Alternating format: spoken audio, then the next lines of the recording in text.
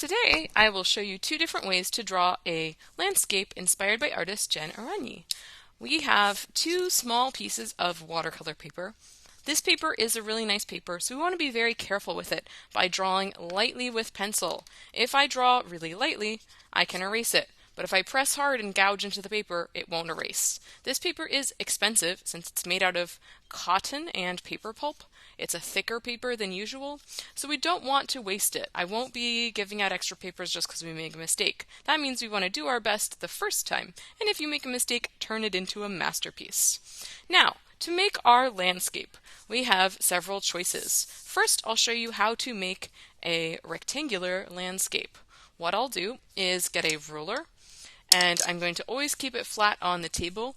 I'm really just using my ruler as a straight edge. So I'm going to hold it down and trace lightly with my pencil to make a light line.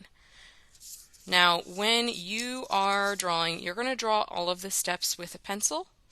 I will switch to using a marker here very soon so you can see my lines a little bit better, but even when I'm tracing the first time, I like to use a pencil because then I can be more careful or erase if I need to and make a mistake.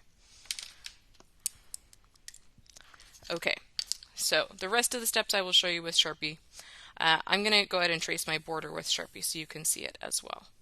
Again, art doesn't have to be perfect, but we do want to do our best and be careful. So I can be carefully tracing. I'm even using the Sharpie or the ruler when I'm retracing with Sharpie.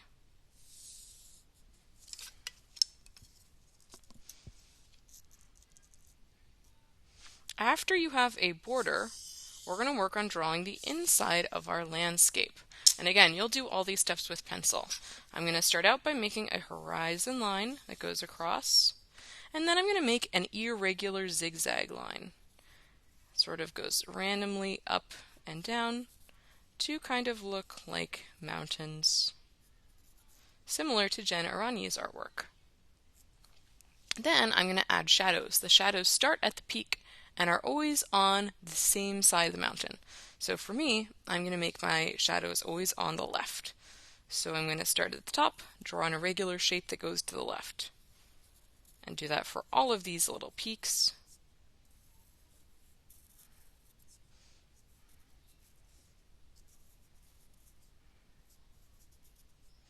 Then in these shapes, I'm going to add lines for shading.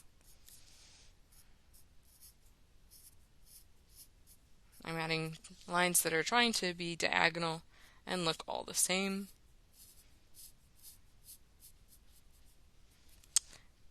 As I'm working, I'm trying to pay attention to what I'm doing so I can be as careful as possible. You'll be doing all these steps with pencil, so it'll be easier for you to change it if you make a mistake. And then maybe I'll just add a few more lines for like texture on the mountains so it doesn't look so empty and barren. Then I've got this area down here where I want to show space. So I'm going to make kind of a curving riverbed path.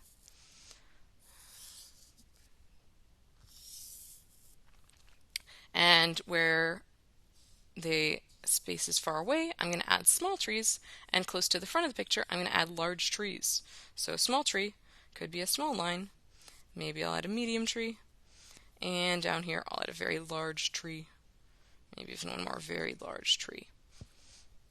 I'm going to make little lines for my trees with a Sharpie. You could add other things too to your landscape, like a tent or a cabin. It's up to you to think about how you want to make your artwork unique. I'm just filling out the tree branches with sideways dashes that get smaller as they get to the top.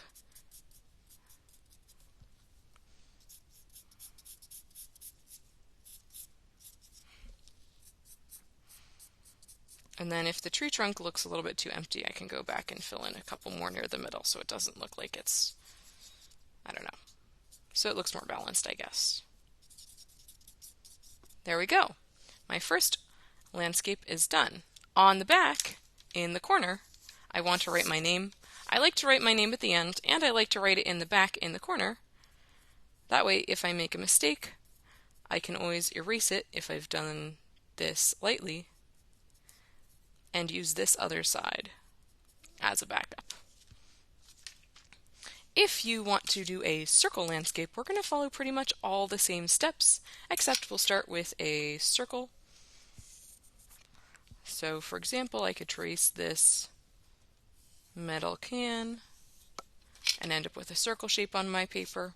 And then I would follow the same steps as before. Inside the circle, I could draw my horizon line, draw the mountains, add details below to show space, and I would have another landscape. So this is a circle example. It's okay if our landscapes are a bit abstract. It doesn't have to be fully realistic for this project. It's fun to try and see what kind of shapes and lines we can use to represent ideas. I'm excited to see your landscapes inspired by Jen Aranyi. We'll draw with pencil first, and then trace with Sharpie.